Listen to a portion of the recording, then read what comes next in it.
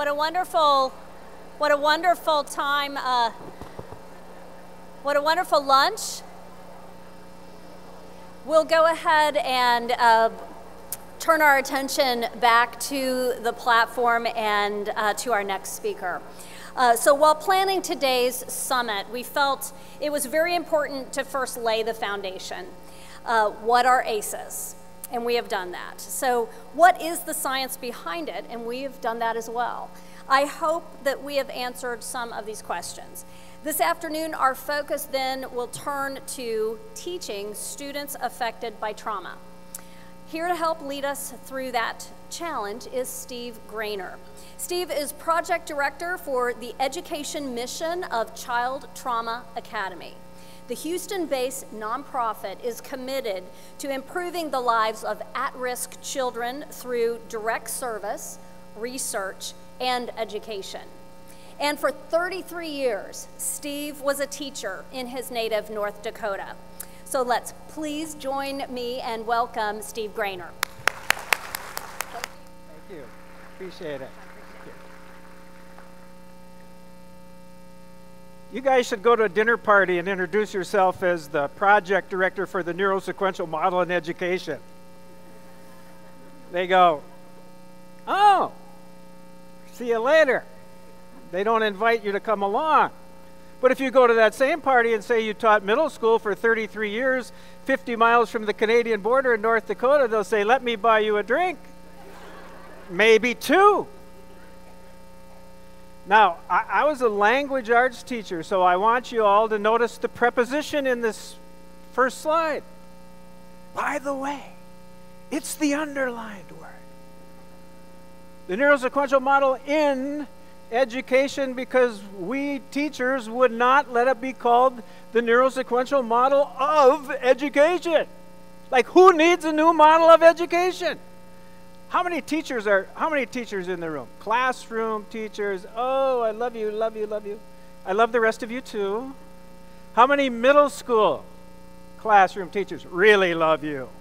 Really love you. That's my game. That's my history. How did I end up here? I told Carrie. Is Carrie still in the room? Was it? I hope I have the name right. Carrie on our panel this morning. She just left. Okay, now we can talk about her. Is that right, Casey? Oh, by the way, I met Casey this morning at breakfast. Didn't know it was Casey. Called him Jamie. But boy, am I glad I didn't call him Buddy. Holy smoke. So now we're buddies, I hope. I told Carrie anyway, I'm going to start off the afternoon with a romance. Can I? Is that all right with you guys? Say, what does this have to do with anything? Well, honestly, it does have to do with something. I shouldn't be here. I mean, really? 6 years ago, I was sitting at conferences. One of my 66 or 70 or 80 PDs that I went to in my teaching career never dreamed, like, how would I get here? And I think it all goes back to well over 40 years ago. And this will tell you how old I am. I was running the 100-yard dash at a exclusive North Dakota track meet. Stop it. That is not an oxymoron. This was an exclusive North Dakota track meet. Only 6 teams were invited. Only 2 people on each team could run an event. Only 4 people placed. I run the 100 with my very good friend, who's quite a bit better than me. But all I know is if I get 4th, I get an award. And they have an awards, this is a track meet, an award stand. They have cheerleaders in their full regalia. That doesn't happen. Well, it doesn't now. Now they have no cheerleaders and 10 kids place. But back then, 4. So I run the 100, I get 4th. I'm so excited. I get up on the award stand. I'm on the bottom rung, but who cares? It's 4th. And they announce my name, Steve Grainer, 4th place, whatever. Up comes a Minot cheerleader in full uniform. I think she's cute. She hangs the award around my neck and then reaches out. I won't come down and demonstrate this, Sarah, but I met Sarah and I remembered her name, my friend, and She reaches out, takes my cheeks, pulls me in, and gives me a soft, sweet, and I dare say lingering kiss for 4th place. That's for 4th place. My friend who's in 1st is like, what? So, long story short, here's what I learned from that experience. Oh, and I should mention, I grew up in Bismarck. I'm kind of working my way down on capital cities. I've done work in Bismarck, I've done work in Topeka, I've done work in Austin, but now Oklahoma City. I only have Lincoln and Pierre left. Pierre probably is not calling. Okay, but it doesn't matter. Here's what I think I learned from that experience. I had grown up in Bismarck, and this track meet was in Minot. For those of you who don't know your North Dakota geography, which is 99% of you, but I have met someone, Carol, who does know. We have one person in the room who gets North Dakota geography. Minot's about 100 miles north of Bismarck, 50 miles from the North Pole. And I was at the track meet in Minot. And I was a Bismarck boy at the time. So this, special, grass is greener. You love being in Minot. You get kisses at track meets, and it's all wonderful. And I took 4th, my friend takes 1st, so here's what I learned. If you take 1st at the Minot track meet, well, you become a state champion, and you won't recognize him, but some of you will recognize that book. And you become Dr. Bruce Perry, my track teammate who wrote The Boy Who Was Raised as a Dog. So here's my first practical thing for teachers today. If you haven't read this book, after you read Casey's book, you need to read The Boy Who Was Raised as a Dog. And in the new version of The Boy Who Was Raised as a Dog, there's a book study that we wrote for teachers and educators. And it's being used in a lot of schools now as kind of a jumping off place to understand a bit more about trauma, about the core concepts of brain development, and to get people excited about doing the work that we're all here to talk about. That's if you get 1st. You become Bruce Perry. You're a famous neuroscientist, child psychiatrist. You help out all sorts of people. You kind of, Waco, Texas is where he kind of cut his teeth, right? When the David Koresh cult, and he took those kids and he applied what was a controversial and new and not well accepted model, this neurosequential model, to help those kids. And that story, by the way, is in the book. So obviously you got to be thinking now, if you're thinking ahead. Sorry, I'm not going to ignore you guys over here. What do you get if you take 4th? Here's what you get. You go back to Minot, and you teach middle school for 33 years. That's 4th place.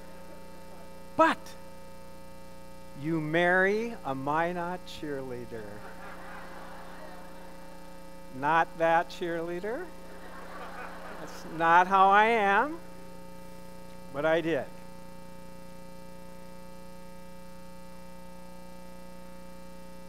And that starts a journey that I had never anticipated. Because 40 years after that track meet, Dr. Bruce Perry, but who I will now refer to as my friend Bruce, comes to Minot to do a training that had about this many people. 6 hours sit on your butt training, that's what he would call it. He said he does everything we know we shouldn't do in the model. That's how Bruce lectures. 6 hours on your butt. All right, give you a break for the bathroom once in a while. But I was riveted, partly because he's my friend, but more because of what he was sharing. And I was having that experience of learning something I wished I had learned 30 years sooner. Because he's talking about brain development. And really he's talking about healthy brain development. And then eventually he's getting into how trauma affects brain development and obviously how it affects learning. And my teaching friends and I are inspired. And we know we have to do something. That's what I love about today. All the folks that I've met are just honestly appraising where things are at in Oklahoma and are saying, we need to do something. And to be honest, you already are. You're on that journey, you're working at it, and that's how we felt. Just 2 classroom teachers. Nothing. I'm going to get in trouble with teachers for saying that word just. Just 2 classroom teachers. But I want to tell you kind of the humble beginnings of this, because it was 2 classroom teachers who went back to their school the very next day, like many of you will, and we said to ourselves, hey, we have to do something. We have to have a vision, and if I find like if you dream it, maybe it will happen. And that's exactly what we did. And we said, we got to teach these concepts to our own staff. And our principal, how many principals in the room? Thank you, love you. I only had 3 principals in 33 years, which probably seems unusual. I taught at the same school for 33 years, which I'm sure seems unusual. And the reason I did is it was a community. It was a wonderful, enriching, loving, caring, pick you up when you're down community. So there's another little practical step I'm going to throw out there right away. Principals, if you can create community, winner. Principals, if you don't create community in your school, no shot. No shot when you're dealing with trauma. But I had one of those a principal, and he's tough enough, disciplinary, whatever, but he was creative. And he was an idea guy. And we said, we need to teach this to the staff. He's like, yes, you do. And I don't want to say we stole money from the English fund, but we kind of did. But we took money from the English department that kids had raised selling candy. And we bought everyone on our staff the boy who was raised as a dog. And not just teachers, by the way, secretaries. I don't know if we bought them for the custodians, but we should have, because they were some of the finest therapists we had in our school, by the way. And I'm sure there's no doubt there's custodians in the room invited today, but many times I wish they were here, because they're so important, as are the secretaries, as are the lunch workers. I got a kick out this morning. Was it David who talked about maybe we shouldn't know the lunch workers? Yes, you should. And the lunch workers should know you. And I think this whole community coming together, anyway, our principal just paved the way. We went to Minot State University, said, can we teach this for credit, because then we know our teachers will come. And we set up a night class for credit teaching the concepts of this neurosequential model, which was essentially learning about the brain to start with. If you think I'm going to lecture about that brain, you are. I didn't like science any more than those 3 kids. And I would be bad at it. But when I look at that brain, and I have very much of a faith lens also in my life, I look at that brain and I go, magnificent. That is one of the most magnificent, complex, wild, I'm going to say the word wild creation, organ in this body. It's amazing. I think it's as complex as the universe. I really do. When you talk about maybe 100 billion neurons in our brain that can all connect in unique ways, and by the way, those aren't the only brain cells. There's a few billion others. It's like, wow. It's fascinating, and it's mind-blowing, and it's beyond my explanation. And I think Dr. Bruce knew that, and so he said he knew he needed to provide something that we could understand that would have very practical value for an educator.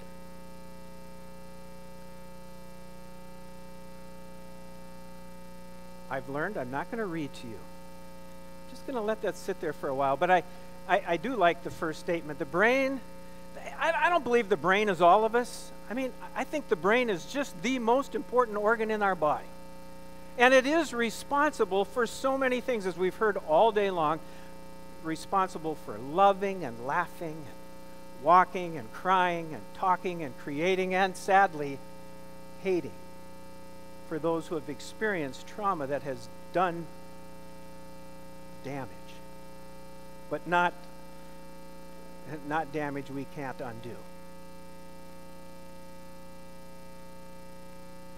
And what I came to realize is this brain was created for us to thrive. Aren't we hearing that today? That our brains are made for us to thrive. But let's be honest. When stress enters in, is there anyone here stressless? No. We all, that's our universal commonality. We all deal with stress all the time. And the brain is marvelous also in taking stress and helping us survive. And frankly, for those who are besought by childhood trauma, they are being dragged more towards survival. And we're sometimes wondering why they can't thrive. It's because their brains are doing what their brains need to do. First, survive, and then we thrive. But we're always dragged. Aren't we dragged back and forth? We're just this constant tension. Don't get over it. It's going to be there. We're going to deal with this tension our whole life, but let's remember it is created for the best. And that's hope, my friend. I'm not going to say buddy. That's hope. Why neurosequential? That is $1 million word. It's Dr. Perry's word. He just made it up. And if you type it, it'll always come up as a misspelled or word that doesn't exist. And that's okay, but it is a concept that does exist, and it exists in a really strong way in my mind. Neuro, just referring to neurons. Neurons are, and I'm not going into any, you don't have to worry, I'm just not the science guy. But I love the look of a neuron, don't you? That neuron has a beauty to it that strikes me. Because neurons are uniquely made to receive signals from other neurons, to make connections with other neurons, and then to give signals to a new neuron down the line. Which means neuron connects to neuron, connects to neuron, connects to neuron in these marvelous ways that allow pathways of experience and knowledge in our brain.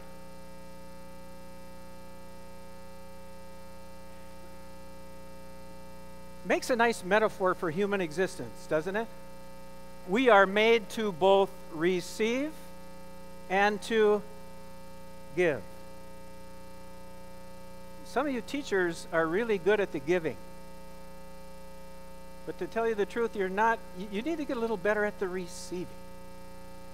You need to think about taking care of yourself so you can give better to others. So when you go tomorrow, be a neuron. Don't be just getting it sucked out of you, thinking, okay, I hope today has been something for you, but I hope daily you're taking care of yourself. So like a neuron, you can receive love, you can receive encouragement, you can receive care, so that you are better able to give it on the other side. That's what I love about neurons. Now, the sequential part we're going to get to in a second. But I love Bruce's, he always wants us to include this slide. It's like, Bruce, maybe no one will listen to us for the rest of the afternoon. Essentially, all models are wrong, but some are useful. I laugh too when I see them, but it's so true. Can you look at that very complex, intricate, universe-like brain and say, we can make a model that shows us just how it works? Impossible. But maybe we could create a heuristic or a diagram or something that would be useful, even though it could never capture what neuroscientists know as this beautiful, wonderful complexity of the brain. You know how I know a good neuroscientist from a pretender? Well, I don't even know if I really know that, but you know, my first impression of a great neuroscientist is they're humble. They're humble and they go, we don't know it all. In fact, there's so much we don't know. Bruce once said, if the journey to understand the brain is 100 miles, Steve, we've come about 2 inches. And I don't think that's an exaggeration. It's so complex and so much to understand and so much more to learn, which is wonderful. But what's useful is what he showed us the day I went to his training, and that is this figure. Your brain doesn't look like that at all. Not even a little bit. But that upside down triangle, that upside down pyramid, has a lot to say to us as teachers. Now let me just interrupt myself for a second and say to all of us, everything I'm going to teach you about these few core concepts I want to talk about in the first hour before we play in the second hour. And we will play a little bit, and we'll have to do some things that are a little fun and maybe embarrassing, and what doesn't matter. It's lunchtime, it's after lunch, it's coma time. We can't just sit here. We got to move. Okay, but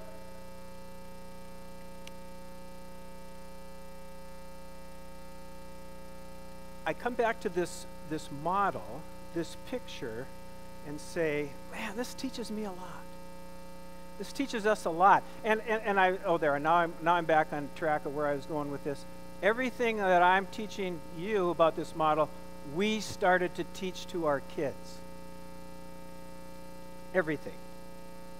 Because if we knew it, our kids needed to know it. In some form. Maybe not as sophisticated, but certainly it was important. And so almost every kid in my school ended up understanding this heuristic. And here's how it goes. The first part of our brain, the brain develops and organizes from the bottom up. And the first part of our brain, you can't reach out and touch it, but you can reach out and feel where your spinal cord is, and you know that your spinal cord leads right to the bottom part of your brain, which is your brainstem. Sure, I'm not telling you anything new. But interesting thing about that brainstem is it's kind of the gatekeeper in a couple ways. One way, our sensory information comes from the body into the brain through the brainstem. So also, though, our brain, being the marvelous creation that it is, has to send out signals to the body. And it goes through the brainstem, which would make all of us logically say, man, I want to have a healthy brainstem. I want a well-organized brainstem, because look at what it mediates. Body, and this isn't all that it mediates, just some examples, but your body temperature, your heart rate, your blood pressure, your autonomic nervous system works through the brain stem. So if you had a disorganized brain stem, you would have a disorganized gatekeeper of information that comes from the body up into the brain, and the brain reacts and sends information back. And that really helps us understand ACEs. Those children who've experienced, and even us, who've experienced many ACEs, really have to work hard at having a disorganized brainstem. So we start to think bottom up. Bottom up matters. How many educators were taught about the brainstem? I'm sure some of you were, thank you. I know you're younger than me. I knew nothing about that. But boy, when I did, that made a difference. Like, wait a second. Okay, I don't want to get ahead of myself. And if I go up another level, or the diencephalon, I look at the things that mediates: sleep, appetite, satiety, arousal, balance, rhythm. Those aren't on there, but they're a couple of my most important ones that I love. That part of the brain, super important as well. I think somebody said it this morning. I was listening carefully, and I think somebody said, and it might have been Joy, if we ate well, slept well, and exercised well, If your kids, by the way, at school, ate well, slept well, and exercised well, how many problems would you have left? We know how much that would matter. And none of that can be happening in the right way if that next level up in the brain wasn't well organized and well developed and cared for.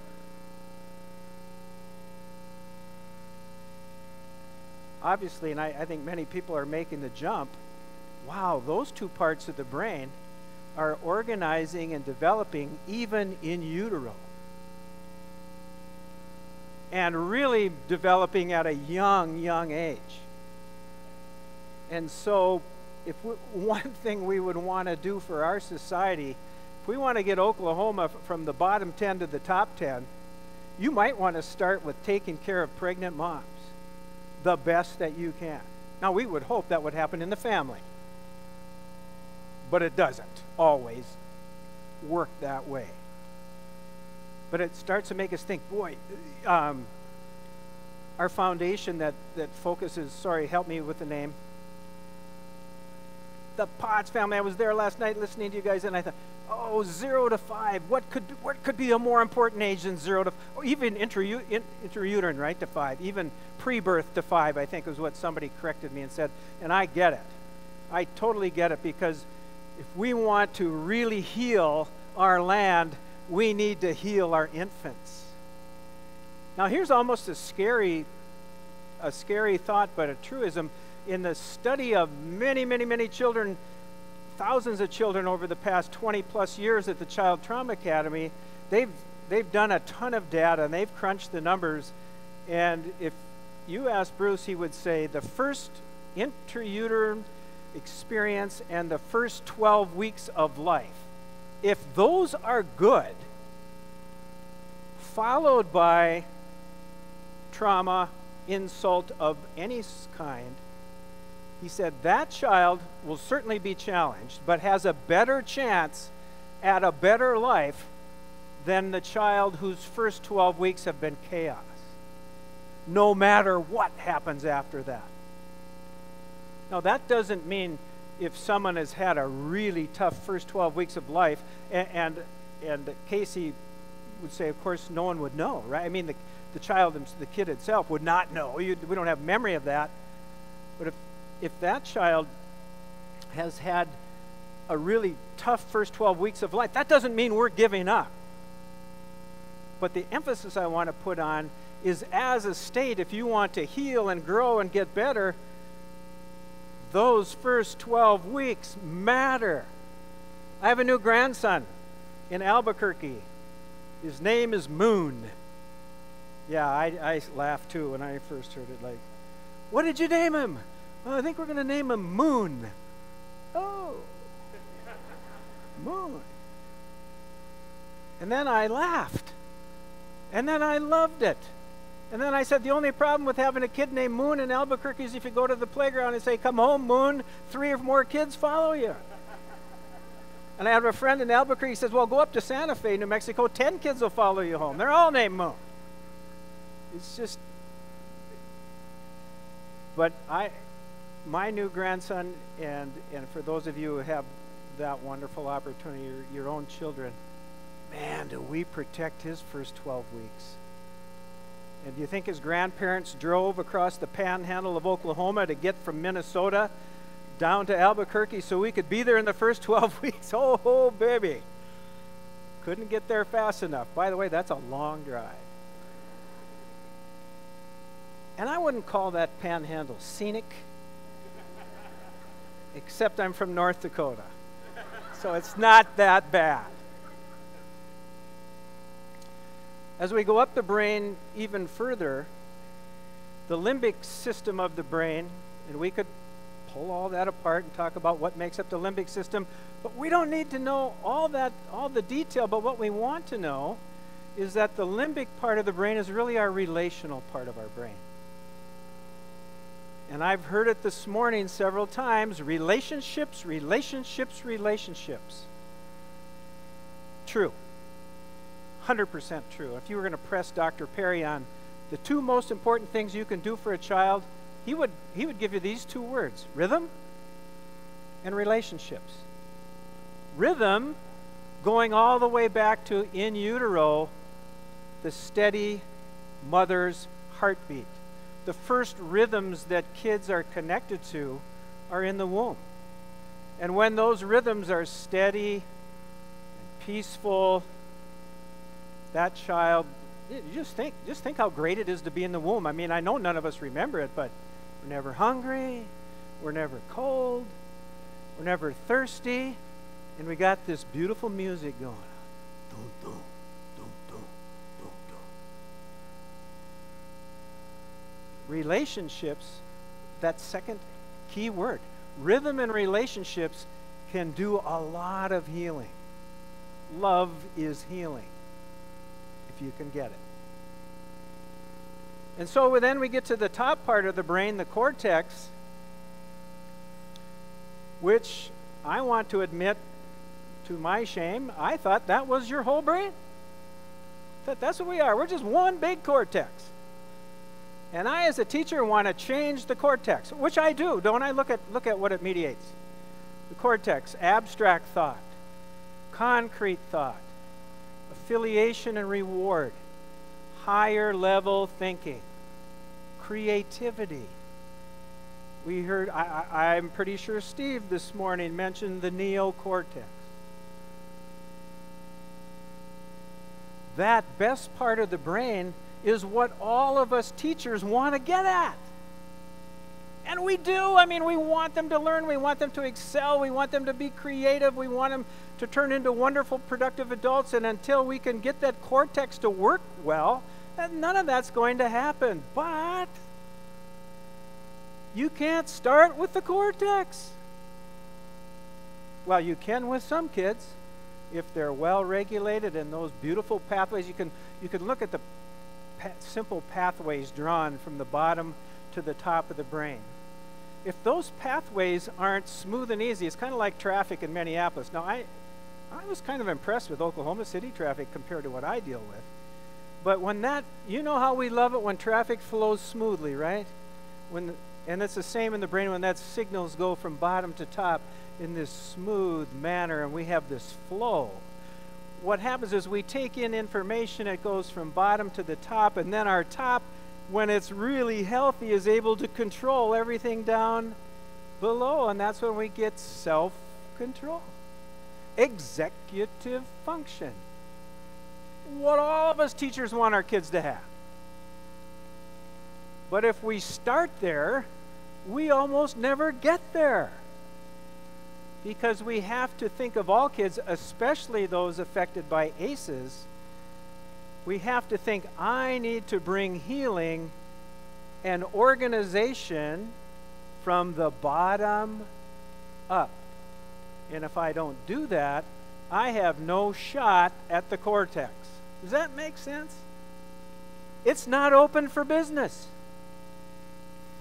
So many times we're frustrating, pulling our hair out, trying to get kids taught, and we can't get anywhere because the cortex is not open for business.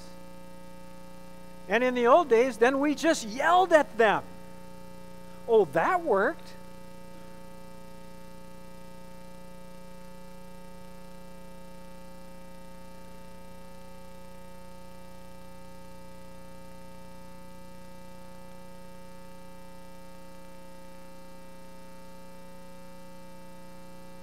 I love this last one. I'm being very disciplined not to read to you. But the last one says, this brain, new situations, new faces, new places, give us stress. In other words, the brain likes what the brain knows, even if it's not good. The brain likes what it's used to, even if it's a negative, even if it's chaos. A child raised in chaos understands chaos. And believe it or not, they are comforted by chaos because that's how their brain is wired. And they come to your class, you're loving, creative, you got beautiful bulletin boards, You've done everything to make class, and you are that wonderful, loving teacher, and these kids don't appreciate it. And they raise hell in your class. And you wonder why, and it's because, you know what they're used to? Is chaos. And so, here's another word I heard this morning. The only way we can change that perspective is repetition, repetition, repetition, because the brain only changes by many, many repetitions of something better than what it knows. Now, I always fancied myself as such a creative teacher. Like, I didn't want to repeat anything. I just wanted to move on and really go deep. And then I got this training, and I thought, oh man, you have underserved a whole bunch of your kids by not providing sufficient repetitions for a brain to change. And we'll play with that later. Billy. Casey, Billy was from San Diego. I'm making him pay attention. He's right in front of me. Can you imagine moving from San Diego to North Dakota? Minot, North Dakota, transferring. In fact, teachers, how much do you like it when you get a new kid in February? Like, it sucks. I hate that. I don't want a new kid in February. This was my 6th hour class. In middle school teachers, do you have one of those? I know you already know what I'm talking about. It's the class that just eats you up every day. And then finally, you work at it. You work at it. You do enough repetitions. You get these kids regulated and settled down, and they're learning. And then your counselor, how many counselors in the room? Oh, God bless you, counselors, but I didn't always like seeing you. And the counselor comes in, and I think she even put her arm around me this time and said, Steve, you're going to get a new kid. Billy, he's from San Diego. Now that triggers me right away. Like, why would anyone move from San Diego to North Dakota in February were it not for trauma? Actually, I didn't even know about trauma. I just thought, there's got to be trouble. There's got to be trouble in this family. Why would anyone in their right mind do that? I mean, I've been to San Diego. I had a hard time leaving San Diego, to tell you the truth. It's beautiful, beautiful place.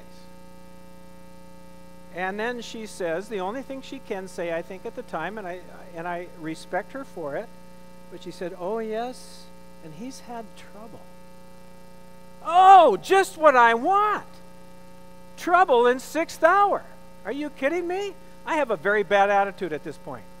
I don't want this kid. Flat out don't want him. And I pretty well let him know that. He shows up the first day, and I am not my usual friendly self because, I would take you 1st hour, buddy, but I really don't want you 6th. But here's what I'm thinking for my teacher's survival. Like, I've worked this hard to get this class in order. And now I got you. Oh, you're from California, are you? Now, we North Dakotans are a little bit, we're a little proud and cocky and all. That's like, yeah, we know what happens when we get kids from California. Yeah, they're all 2 years behind. But, we say stuff like that. It's not true. Like, he's going to be behind, and he's had trouble, and he's going to be a little turd, and now he's in my 6th hour, and I don't want him, and he comes in, and he's fulfilling it all when he comes into my room. Actually, the only thing I notice is his head is on a swivel. His brain is not thriving, it is surviving. So he's looking for who's the alpha dog in this room, and okay, here's the teacher, but how about the kids, and all the signals that are going out, and all of those of you who have experienced a number of ACEs, you know exactly how that feels. You're going to check out the room, aren't you? You're going to know who's friendly and who's not, or who's scary and who's not, and you're going to know who can you manipulate so you don't get manipulated. It's all a lot about survival. So Billy's, and I recognize none of it. Like, ignorant. I don't get it. And Billy comes into the room, and it's Wednesday. It's reading day. We read for the first 20 minutes of the hour. in every class. I love it. I get to read for 100 minutes a day on Wednesday, and I want it. And now Billy's coming on reading day. All right, what are the chances Billy's going to read? I don't even know if Billy can read. But I'm quite sure he's not going to read, but I don't pick up on any of that because the only person I'm really concerned about right now is me and my survival and the way my class is working. I was very selfish, and I'm not even exaggerating. And I hand him a book, and I say, here, we read for the first 20 minutes, Billy. I might have said hi. Hi, Billy. Here's where you're going to sit, and it's reading day, and you're going to read. No, is there any chance he's going to read? No, no chance he's going to read. And I know that, and I'm waiting. I'm like the tiger crouched, ready to pounce. Because not only am I going to show Billy who's boss, but I'm going to show 6th hour that I'm still the boss. And what are the 6th hour kids doing? Because their antennas are up too, right? They're survivors as well. This is a new kid. This is novel. The brain doesn't like novelty. We kind of established that. And their brains are going, all right, I'm not sure about this kid, but I'm going to look around. I don't know if he's dangerous, blah, blah, blah, blah, blah. So he sits down in his desk. The other kids are kind of reading, but they're not. And they're looking at him. And he isn't even looking at the book. I'm going, oh, I will not let you set that bad example. Billy! Snap my fingers, got my finger out, said, out in the hall. And I took him out in the hall, and I am going to show him who is the boss of this classroom. And I get him out in the hall, and it's just like, here's what I'm pretty sure he heard.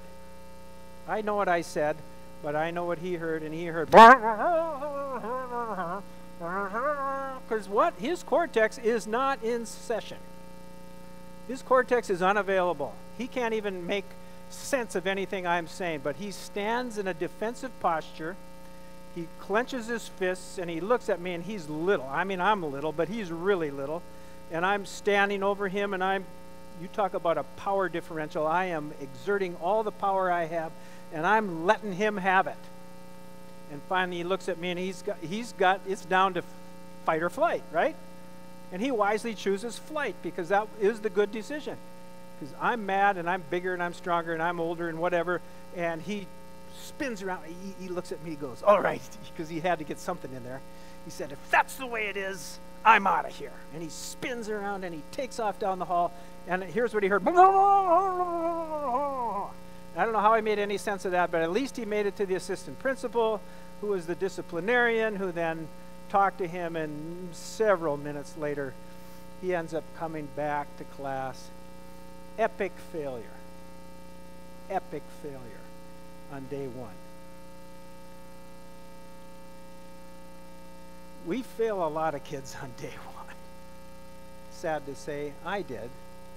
I failed other kids besides Billy, but he's my wonderful little archetype guy who taught me so much about the wrong way and then learned to do it the right way.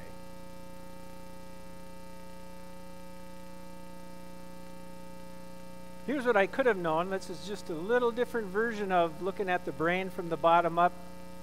What are the chances, and this is what I should have known, what are the chances that his mother had a well-regulated pregnancy and was cared for and loved? By the way, the counselor did give me one other piece of information. He moved 6 times in the last 7 years. This is his 6th school in 7 years. How many of you have moved a significant move? Several, half. Isn't it hard? I mean, I just moved from 6 years ago, I moved from North Dakota, where I did all my teaching, to the Twin Cities, where I have 2 married kids and 6 grandkids. You think that would trump it all, right? And they do. I mean, that's why I'm there. But you know what? It was hard. I don't care how cute and loving they are. It was hard.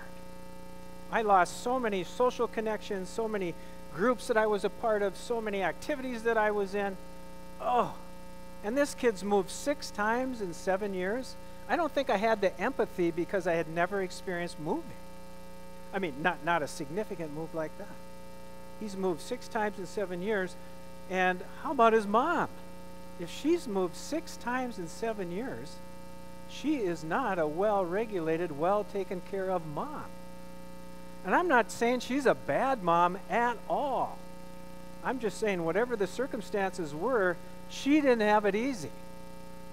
And I doubt that she had it easy when Billy was in utero. But I don't know all this for sure, but I doubt that she might have provided him a great first 12 weeks of life. I kind of think she did okay. Because Billy had some good personality too. But to tell you the truth, compromised.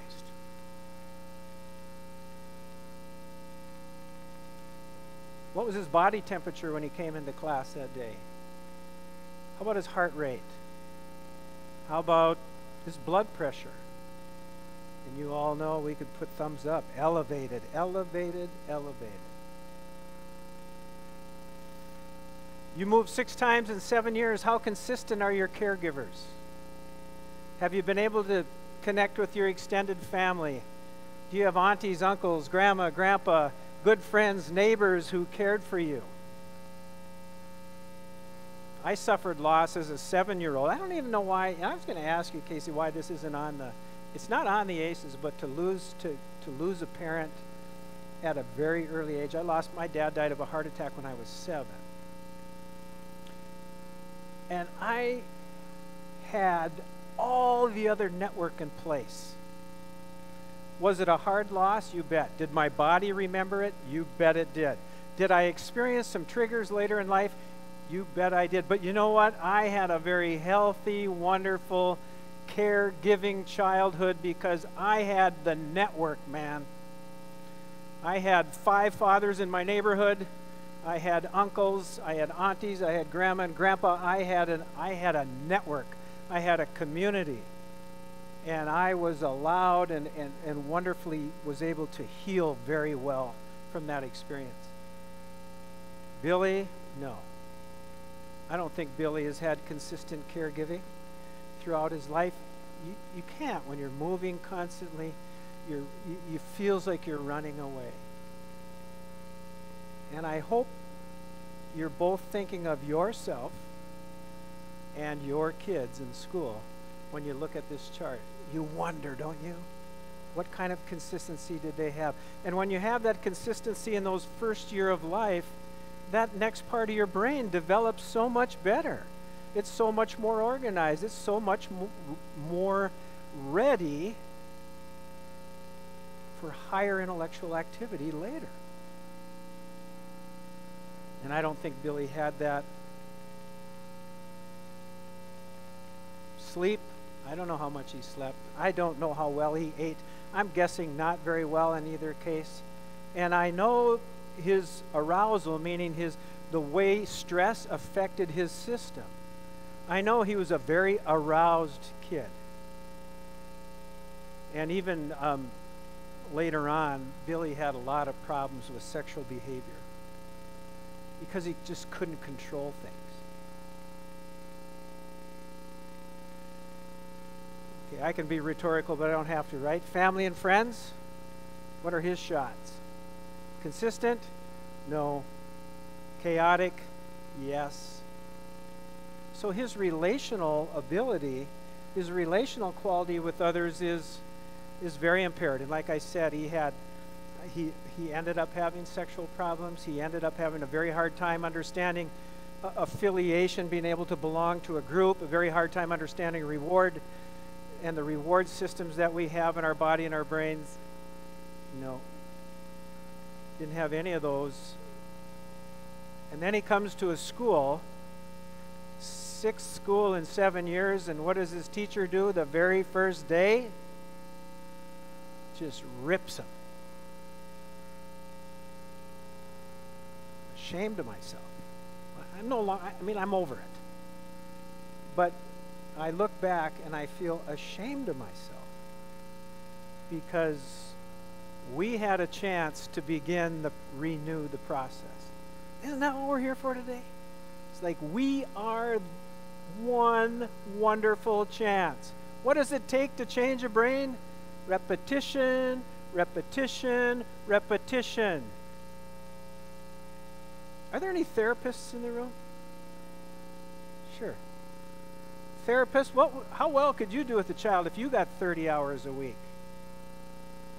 You'd be probably happy to get 30 hours a year sometimes with some kids. Schools, we have hours of opportunity to help kids get better. Does that mean we need to be therapists? I don't think so. I don't want to be a therapist. I just want to be therapeutic. I just want to be part of the team. I want to be part of that community. And I think that's what this gathering's about. That's the impression I'm getting, is you're willing to go there. Create community that helps heal kids.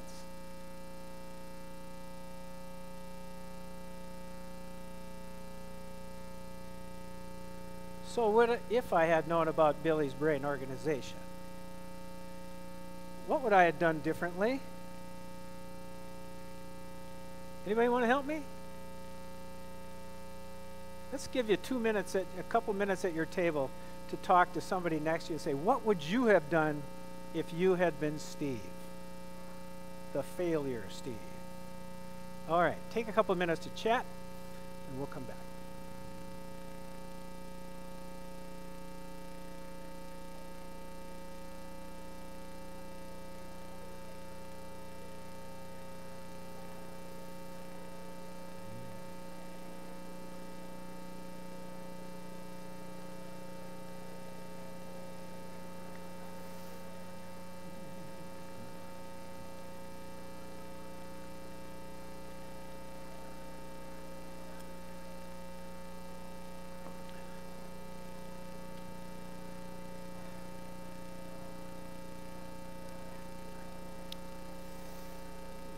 Okay, I just looked at the clock and I know how fast I have to go.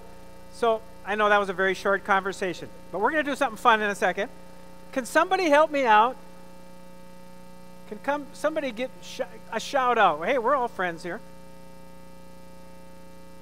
What would any of you have done? Say, you could have done.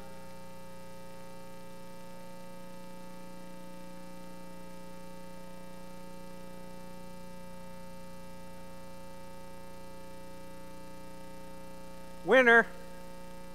Okay, don't even have to talk anymore, do we? I could have taken the first 20 minutes to connect with Billy. And I'm going to come back to this little rhyme, but I love it. Connect before you correct. That's a cool one for discipline, but it would have been a great one just to take the second half off and say, Steve, when Billy comes, connect. Make a connection. I heard this morning again, one adult, one caring, loving adult can make the difference in a child's life. And I think we heard it in our kids' panel. That one caring adult was a game changer for so many of them and for so many kids. And I lost that 20-minute, what a 20-minute opportunity. And I blew it.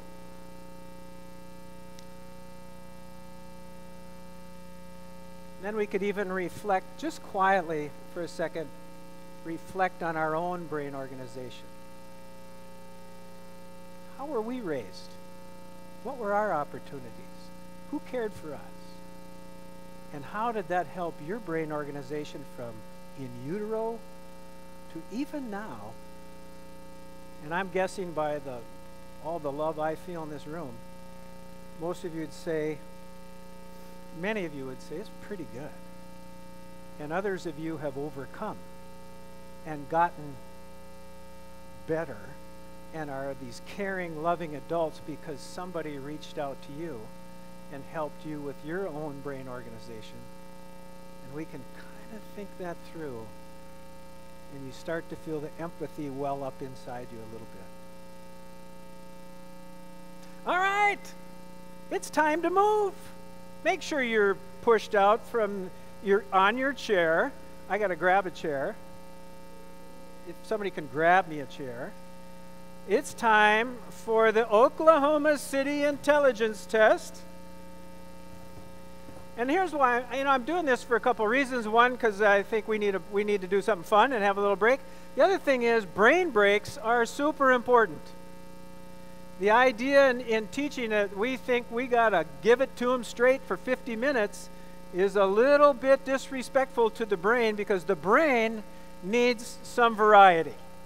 And the brain likes to move, the brain likes movement, the brain likes rhythm, the brain likes music. And I started to learn in my classes, when I started learning more about the brain, is I'm going to take a few minutes here and there to give my kids a break. And I didn't just do random breaks. If we were going to do a break, we practiced it. It was on purpose. We knew we were going to do it, and we made it a practice so that it might be yoga, it might be what we're about to do, it might be we took a 4-minute walk, and people would say, "Wait, you can't take a 4-minute walk. You lost 4 minutes of instructional time." Oh yeah? Yes, I did. I'll agree with you. Yes, I did. I lost 4 minutes of instructional time, but you know what? I gained 20. Because when we got back from the walk, my kids knew we were engaged. And we're back in. And so we would take a beautiful fresh air walk, which you can only do in certain seasons in North Dakota, and then we would come back. And I know I gained 20 minutes of I'll take the plus 16 there. Because I knew at that point, if I didn't take a brain break or do something different in class, I was going to lose some kids for the whole rest of the hour. And I knew there were kids whose attention span maybe was 10 minutes, and maybe 15, and maybe 20 for some of the very best. I don't mean best kids as far as good and bad kids. I mean for the ones who had the best attention spans. Dr. Perry makes me laugh. He says, "You know how much we really can pay attention, Steve?" He said, "About 15 seconds. Most of you can just handle me for 15 seconds. And then you got to drift off and think about it, which is good. You dissociate, you go kind of out and you say, oh, okay, I'm back with you, Steve. And maybe I'll say something funny. That's why I like to use humor, and I think we need more humor in the classroom because it brings kids back. So now we're going to try My Bonnie Lies Over the Ocean. Sing with me now. My Bonnie lies over the sea. Some of you tune it up, would you? My Bonnie lies over the ocean. So bring back my Bonnie too. I just wanted to make sure we knew that in Oklahoma City, and I know you do. Okay. All right. I'm an English teacher. I love alliteration. A lot of B words in there. So every time you say a B word, I want you to stand up. And when you say the next B word, I want you to sit down. And the next B word, stand up. And the next B word, sit down. Here we go. This will make it a little wild in here. Here we go. My Bonnie lies over the ocean. My Bonnie lies over the sea. My Bonnie lies over the ocean. So bring back my Bonnie to me. Sit down. Bring back, oh, bring back my Bonnie to me. Stand up and bring back, oh, bring back my Bonnie to me. Relax. Yeah, you're all right.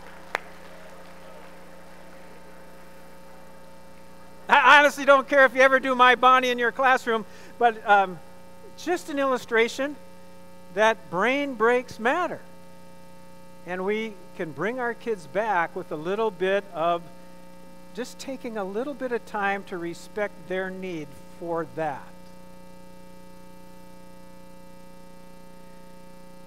So the upside down triangle is the first slide I would show every educator that I get to work with. This is the second one. And if all I got through today was 2 slides, I'd be happy.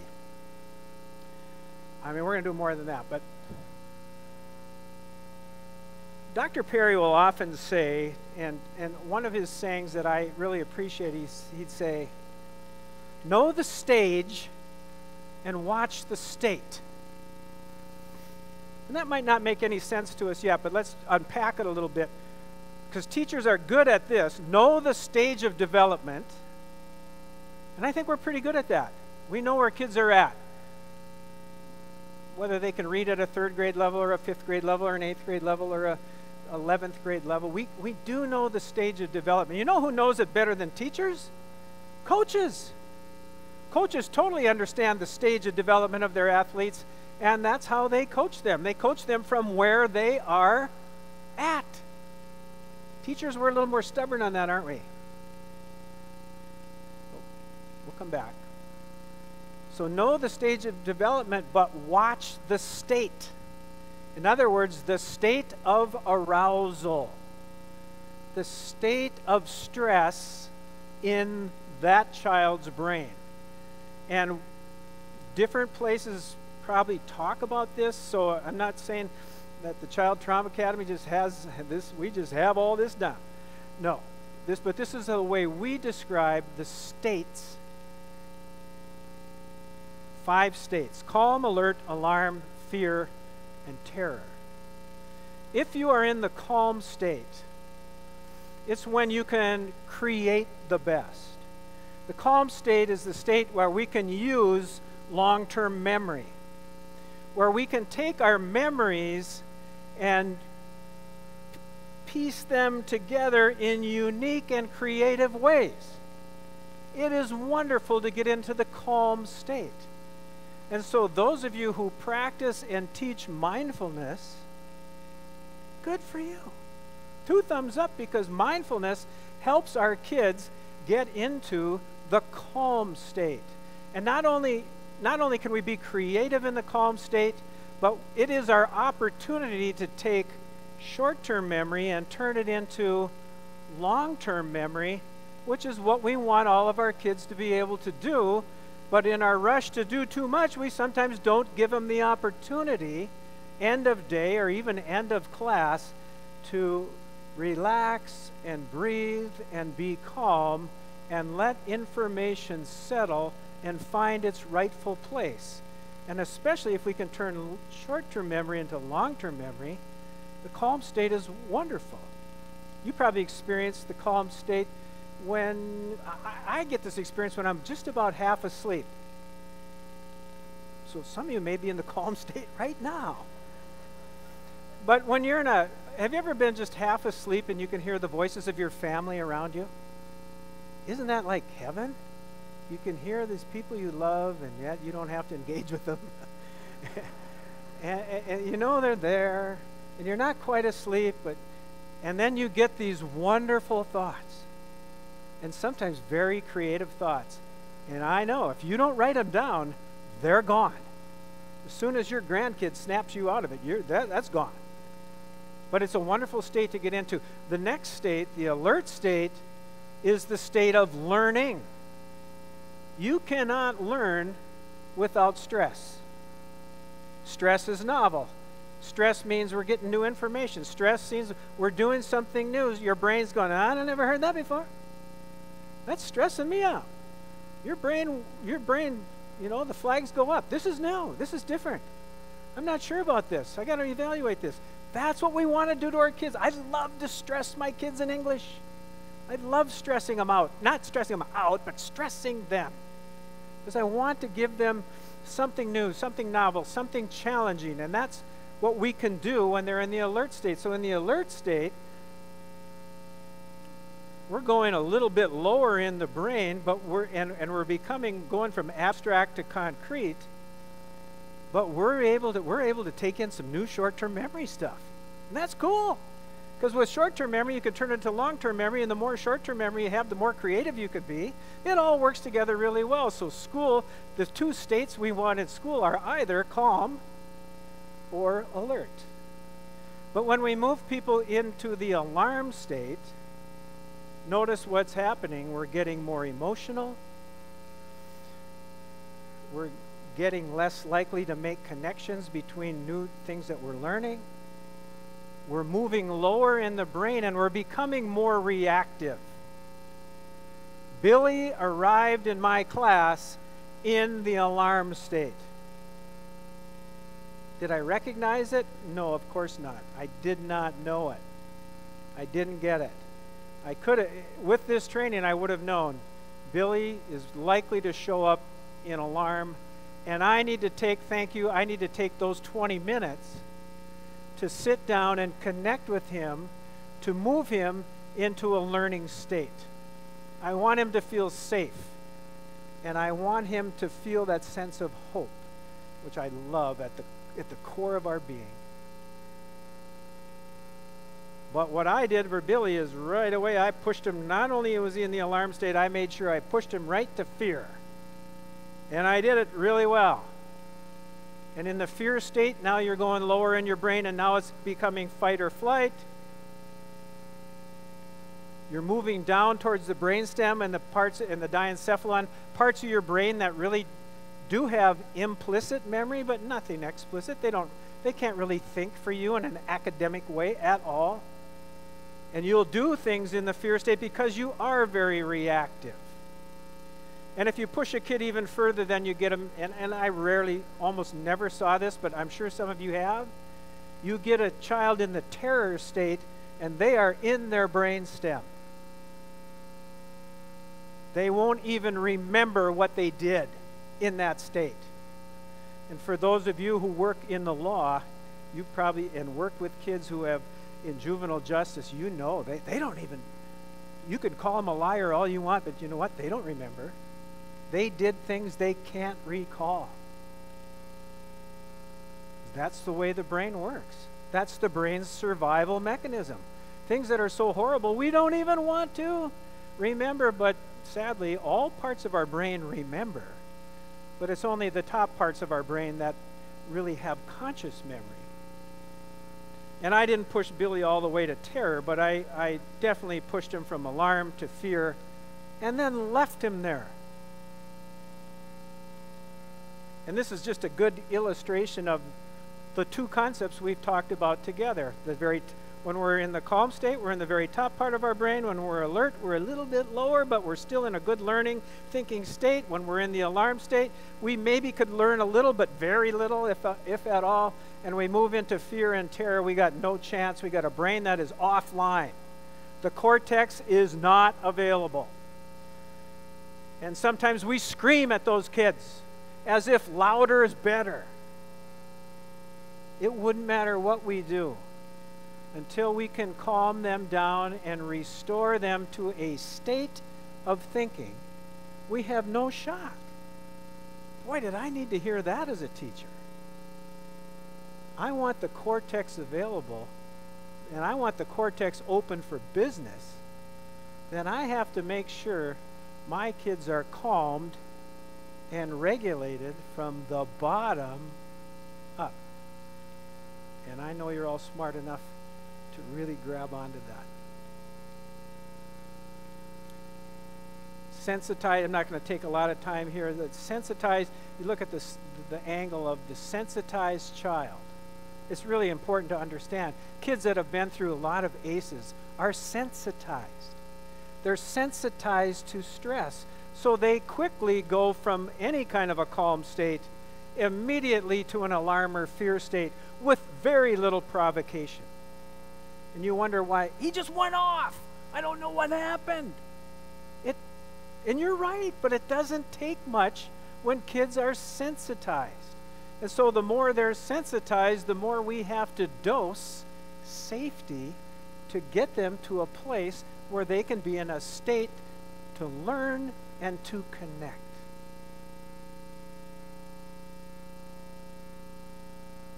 Nice picture of Billy and I at my first meeting, right? I love that you're laughing because that just means you get it. I don't even have to talk about it.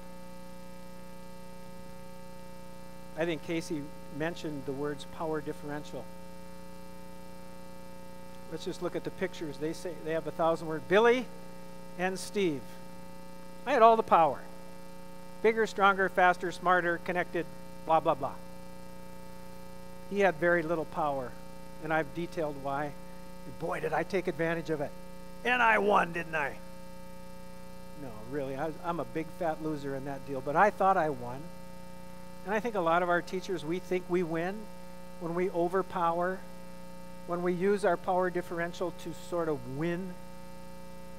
But we're just driving those kids into a state where they can't think and respond. Now, some people say, yeah, but they settled down. They quit. Let's just put another word on that. They dissociated. They bailed. They withdrew. They cowered. They got scared. They got quiet. They're still in the fear state. The outward actions don't always tell us what's going on inside.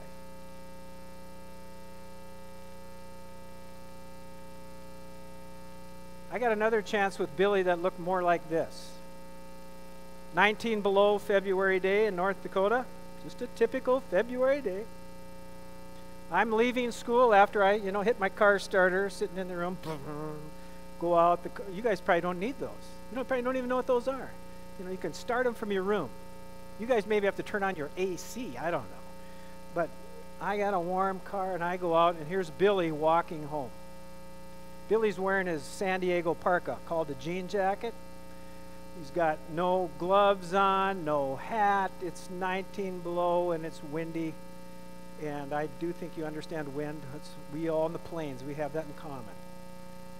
And I do what I'm not supposed to do necessarily, but you'd all do it, and so did I. I am not going to let this kid walk home. I pick him up. I drive up to him. I roll down my window. Billy, do you need a ride? Now, there's a couple things could be happening here. Wait, you're just the guy. You're the guy that just read me the riot act. And I don't know if I want to get in a car with you, but it's 19 below. He couldn't have gotten in that car faster. And that's one thing I think that Billy maybe had some relational strength in his life. I think that his mom did a pretty good job at times because he wasn't really that fearful of me. He jumped in the car and we chatted, and it wasn't very long. You can get anywhere in Minot to one place to another in 5 minutes. So I drove him home, and we had a very sweet, caring, and interesting conversation. I saw where he lived in a hellhole of a place. I recognized the spot. But it was 5 minutes of glorious connection. Game changer. Can you imagine? One ride, and now I'm an okay guy. One ride, and I think differently of him. One ride, and we have a kind of a common empathic relationship going. We get each other a little bit, and we do really well.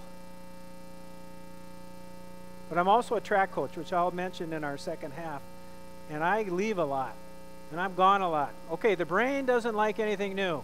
Billy got used to me. He liked me. We got along. We're doing pretty well. And then we have a sub. How many of you have ever subbed? Subbing sucks. That's all I could say.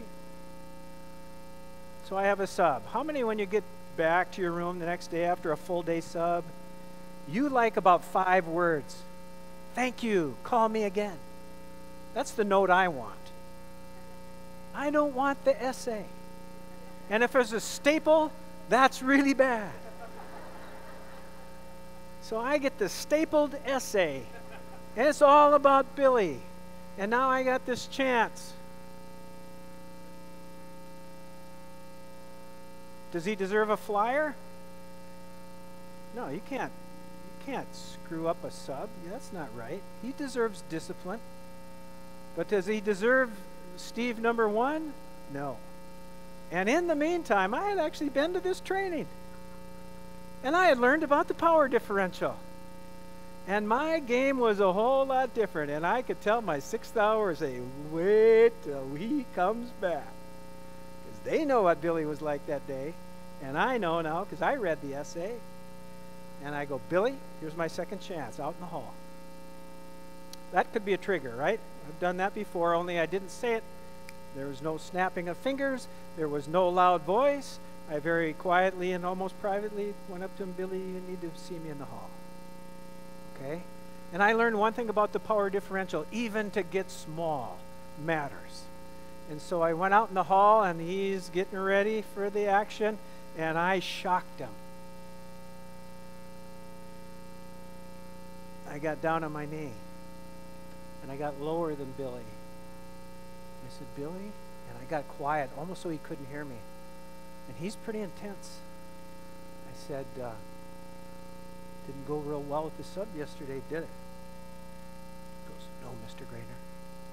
Very respectful. I said, is it fair to a substitute that you treat her like that? No, Mr. Grainer. We're going to do better the next time we go to a track meet? Yes, Mr. Grainer. Done. All right. Back to class. Totally disappointed the 6th hour. They were ready for that explosive thing. It didn't happen. Game changer. one positive relational interaction, one understanding of reducing the power differential, one ride on a very cold February day. Game changer for Billy and I. And we really did well until, my sad end of the story is, until he moved. He moved again. Sad thing is, if Billy could have stayed at my school, he not only would have had me understanding trauma and ACEs, he would have had his science teacher would have understood the same, and so would his history teacher, and so would his math teacher, because they all came to class. We all learned together. We all did the training. We all got it in a way that we could have helped Billy establish a much more solid foundation from the bottom to the top. So Billy's had a tough life that could have been so much better. Billy could have been sitting on an orange chair telling how things turned around for him. He didn't get that chance. But he got, you know what he did get? So I know a lot of us might be thinking, well, Steve, it's wasted. It's never wasted. Ask anyone in this room who's had 4 and 5 and 6 ACEs and struggled with life. When they have had that person in their life or people in their life who changed the template of what a human being can be, that doesn't go away. So folks in schools, educators, nothing, and therapists as well, nothing you do is wasted. The brain remembers. The templates are there. The template of human love and kindness that you put into a child's head does not go away. I know what we think. We think, yeah, but look what I send him home to. Like, what chance do we have? Don't think that way. I'm not saying they're going to change fast. I'm not saying they're going to change easy. I'm not saying they're going to be great kids quickly, because this stuff takes time. Joy, this whole effort that you're leading is going to take a long time. Are you guys patient enough for the process? Because you'll have to be. But I've seen kids turn around and I've seen schools turn around when they commit to the belief that changing the template eventually changes the kid. It will and can happen. You may not know it, and you may not experience it. But down the road, you might get that letter, and I bet many of you teachers have. You get that letter or your note from some kid who says, thank you, Mr. Grainer, you saved my life. You changed my life. I've gotten a couple of those notes, and then you know what I have to do? I have to go to the yearbook, because I don't even remember who it was. Because I don't remember making a difference. And I look and I go, I guess I did. Why? It didn't happen in the moment, but the template changed. And that's what happened in the moment.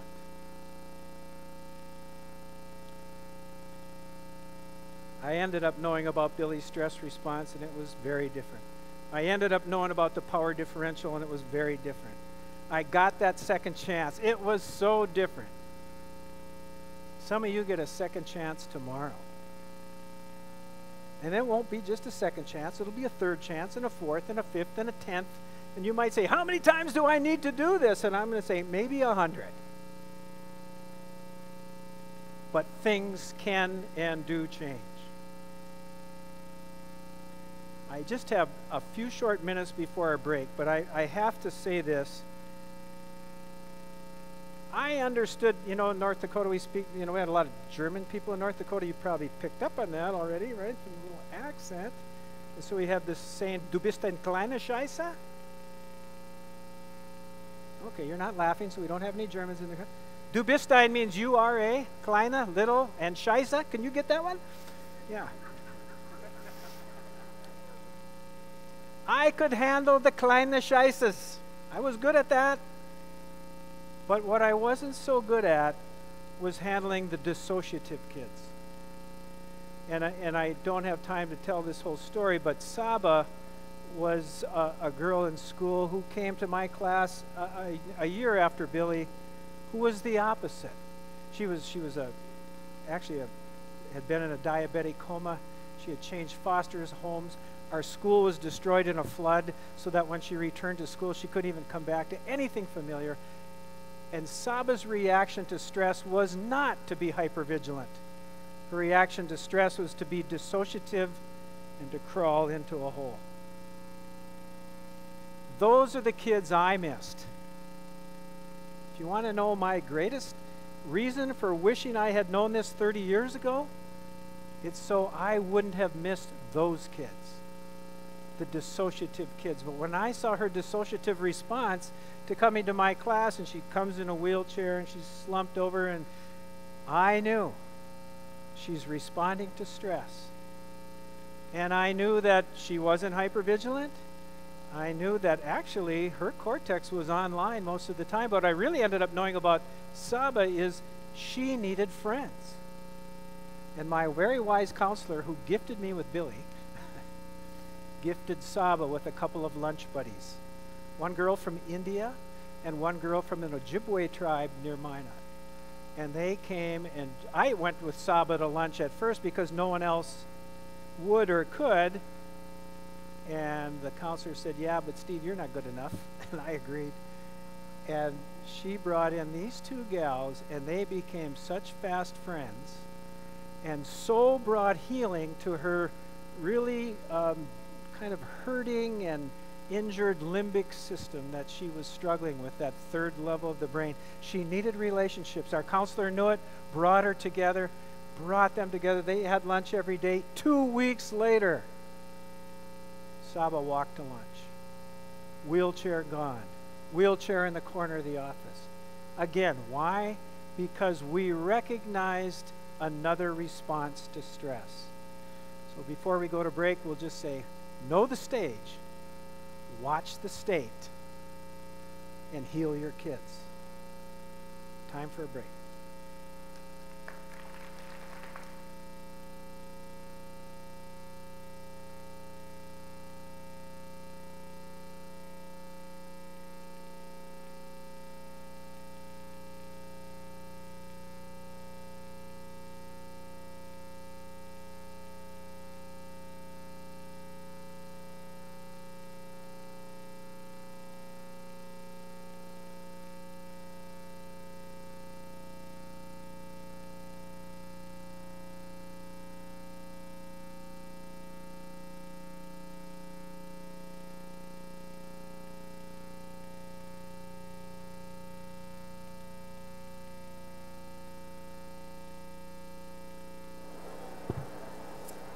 Okay, we will meet back at 2:45.